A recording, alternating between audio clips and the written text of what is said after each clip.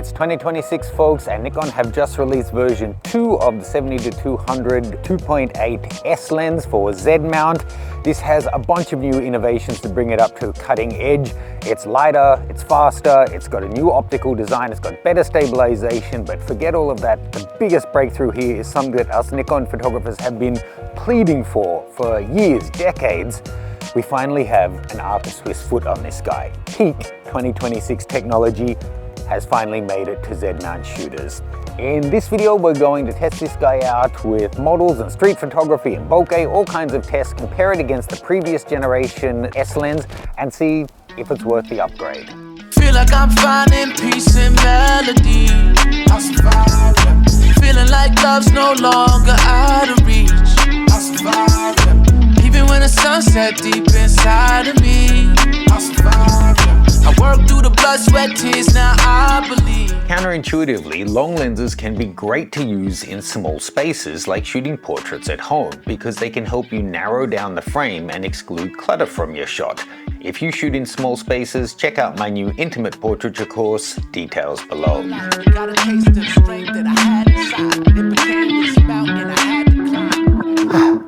So first off, welcome to model Rani, who joined us today. Thank you for coming. Thank you for having me. Pleasure.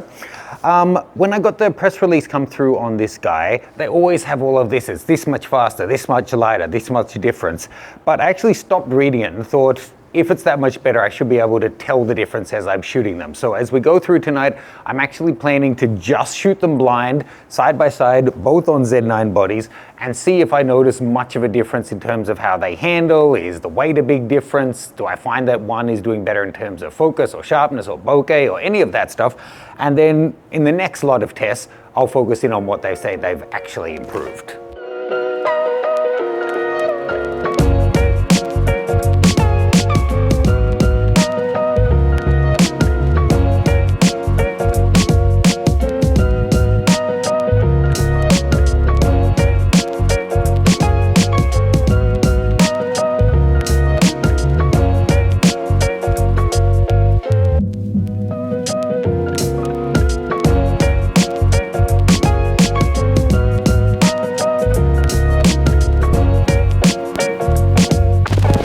Okay folks, the night shoot was really fun. Nice to meet new model Rani as well. In the hand on the night, I would say it is definitely apparent that the new lens is lighter, which overall does mean it's a bit better at handling. I did notice a big difference though. One thing though, my videographer using it for video found that the balance overall was better, and at least for his hand, the placement of the rings was a little bit more convenient and less likely to bump things unintentionally. I would say, however, in that situation, I wasn't really looking for it, but I didn't notice a big difference in the autofocus performance, but they claim a big difference. So today we're going to spend a lot more time looking at that. First off, I just wanted to run you through some of the physical changes between the new Gen 2 and the original and already fantastic S 2.8. It's great to see they've actually simplified the optical design on this one. Sometimes new generations just get more and more complex. The previous generation was 21 elements in 18 groups. The new one is 18 elements in 16 groups. But this guy now has 11 rounded aperture blades versus the 9 on the other one. So we might have seen a more circular bokeh in the night shots from last night. The length of the lens has shrunk to 208 millimeters, and in terms of weight, they're claiming a best-in-class performance of under a kilogram. But you know how marketing is, it's with so many little asterisks. That weight is achieved if you take the tripod collar off and also take the lens protection guard off the lens. So you're basically using it all nude. I don't know that anyone would be using it that way, but that's how you get under a kilogram. And it does now technically qualify as the lightest 70-200 2.8 on the market. The Generation 2 also now has an optionally clickable control ring. It now has 2 customizable function buttons, and the hood has a window so you can adjust your filter. And of course, the lens is compatible with the 1.4 and 2x teleconverters, just like the previous generation. Now, there's more improvements than just those, especially around autofocus. So I'll be testing that out more once we meet with Felicia a little bit later. For now, let's take a walk around the bird market.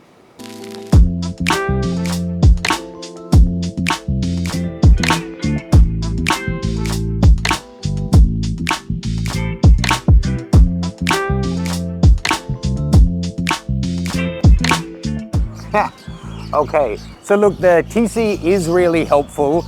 It gets us in that much closer, and the closest focusing distance does make a difference. Here I'm able to get really close on the birds and obscure the frame. Adding in the TCs is actually, I think, an interesting test because they have to degrade your image quality and only the very best lenses actually hold up to them. So I'm going to shoot both the lenses on TCs as we walk through the flower market and go to meet Felicia for some street portraits.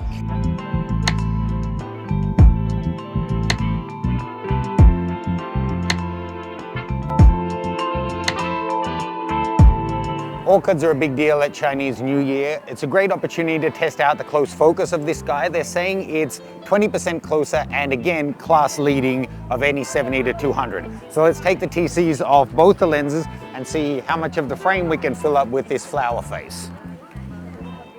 I'll manually focus it and do it at the wide and the long ends to see what we can get.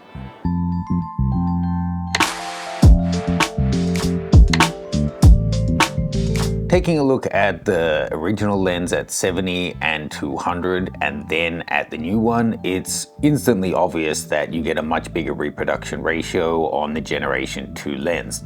I was surprised to find, however, that on the Generation 1, 200mm was a little bit bigger than 70mm, where it's the reverse on the new one, and the 70 gets you a bigger reproduction than 200mm.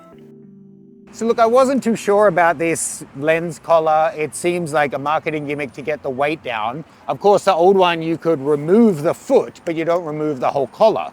But having shot with the new one, with the collar off, with the protection off, it's actually really nice handheld. And it got me thinking that lenses like a 35 to 150 weigh 200 grams more than this, and they don't have tripod feet. We don't worry about them hanging off our camera. So maybe it's nice to just have the option. And then it reminded me, when I was shooting in Uganda, I got charged by a silverback gorilla, and at the same time as I almost dirtied my pants, the lens kind of died. Turns out that the screws that hold your foot in place on the original 70 to 200 aren't using Loctite, and they're kind of easy to come loose. So I was worried that would be on the new one. But this new design, it's all an integrated piece that wraps around the lens, so there's no concern of that anymore. That, paired with the Arca Swiss and the lighter weight, make this a really viable option for me to upgrade to just in terms of usability, forgetting about image quality, which I haven't even really reviewed yet. Having said that, I can see Felicia's arriving now, so let's do some portraits here in the market at a base ISO of around 500 and see what we can get from these guys. Watch me walk away, putting myself on display. 1, 2, 3 a day. I'm on my way, on my way. I'ma have you on tiptoes, watching my diamond afterglow. I know you wanna take me home. I'm on my way, on my way. OMW, on my way to you. Good at what I do. I'm OMW.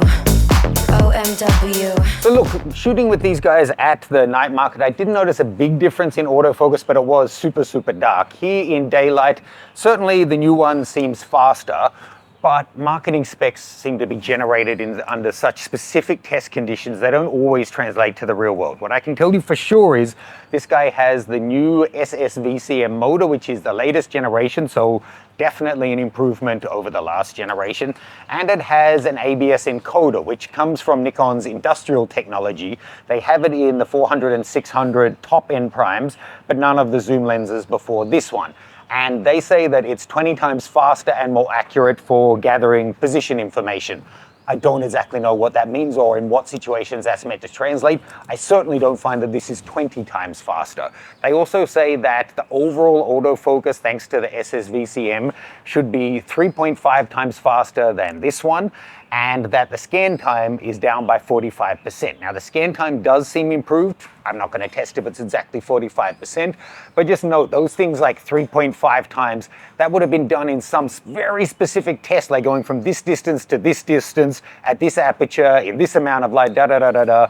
I'm sure they did get that test result, but don't expect that you're really going to see a 3.5 time improvement in your autofocus in all shooting situations. The original was already fantastic. If this is a bit better, it's a win. Okay, continuing in this messy back alley, let's see what these 2.8s can do to get rid of all that junk. Let me show you the scene, say stop down to F11. Okay, now let's see what we can get nice and wide open here.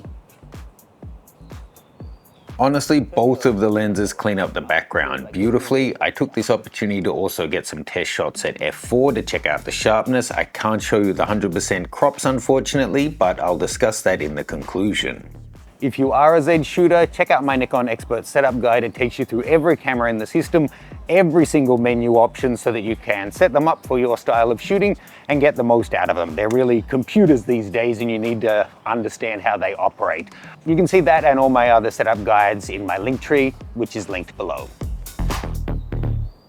Something interesting in the spec sheet was that they say the new guy is 40% more accurate at autofocus when zooming, which actually is a big deal. You might notice on some lenses when you go from 70 through to 200, it just gets completely lost and out of focus until you actually stop the zooming process. So I'm gonna do this two ways. One, zoom in from 70 to 200 with her static, and then another, have her walking towards me and I'll be adjusting the zoom and we'll compare the two and see how many shots we're getting sharp. Zooming in and out on Felicia, I took 77 images on each lens. On the V1, there was 11 slightly out of focus and 6 totally out of focus.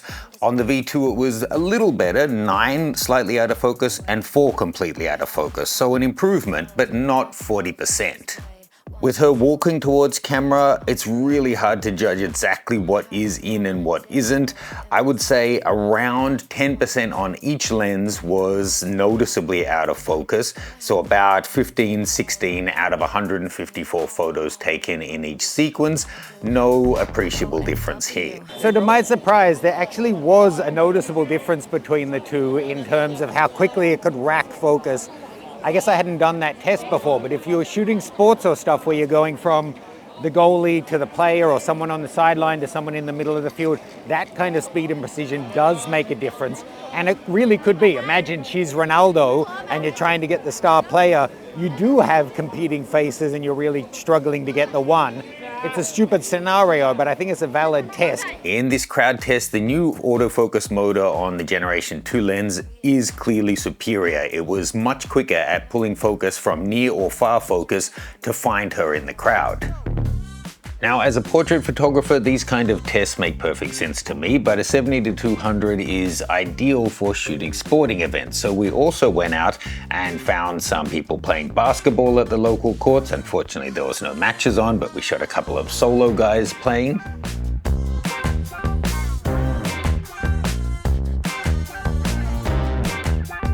We also found some kids playing rugby, as well as football or soccer. And again, I wouldn't say there was a big difference between them. There is a noticeable difference in terms of racking focus speed to be able to go from close to far. I found the new one is improved in that regard, but overall the handling and image quality, I wouldn't say it's a big difference. Now, this is incredibly boring, but we do need to do a handheld test to see how the stabilization is. They're claiming an increase from 5.5 to 6 stops of stabilization. So I've got both the cameras on identical settings. I'm just going to shoot a sign. We can clearly see if the text is sharp or not. And at 200 mil, see how slow is the slowest we can reliably get shots. So first off with G1. Look, to be honest, I didn't see a big difference between the two. I was getting reliable results down to a 20th of a second, quite a few at a 15th and a 10th, even some down at like a 1/4 of a second, but it was a bit hit and miss there, but really no difference between the two. Okay, first off, thank you to Nikon Hong Kong for loaning us the lens. It's already returned, but it was great to be able to get hands-on with it, test it out, and share you my first impressions compared to the Gen 1. Now, I have a bit of a complicated relationship with the current 70 to 200. I love how it handles, I love the results it creates, but the foot issue really was a genuine problem for me, and I haven't had a satisfactory explanation or conclusion to that, to be honest. So shooting the two lenses side by side in different conditions, the autofocus is definitely improved on the newer one. Most notably in the time it takes to rack focus from near to far, which in some applications will really make a big difference. The weight savings is an advantage and noticeable. The size didn't notice too much, although I would probably shoot it without the foot entirely given the option that this one has. The rearrangement of the rings, however, is really handy, especially moving the control ring further down the lens. I find on this one and the 51-2 and the 24-70, I'm always bumping these and adjusting my aperture or whatever I have set there. Now, given that lens was pre-production, I can't show you full image crops or provide you with download files, unfortunately. But I did find something quite curious, and it's actually exactly the same situation I had when I was comparing the G1 and G2 24-70s. When I looked through the lens and took shots and then played them back, either the EVF or on the rear screen, the Generation 2 lens seemed obviously sharper, even same settings, same cameras, all of that. Yet when I got back in studio and I look at the images on my calibrated monitors side by side, it just wasn't the case. And I'll hold final judgment because that wasn't a final lens, but I'll say there doesn't seem to be a huge difference in terms of image quality between the two. Reviewing the images blind, in fact, I kind of was as often right as I was wrong about which lens was which. So I'll aim to get a final production version of the lens with all the latest firmware in to test out. Let me know if you'd like to see me include Canon and Sony and Tamron and all the other brands thrown into the mix. Those giant shootout videos are always really fun. If you haven't already, please do check out my Small Spaces course. It's now live and ready to stream or download. You can also see my Nikon Expert Setup Guide below. Let me know any questions that you have. I'll see you guys soon.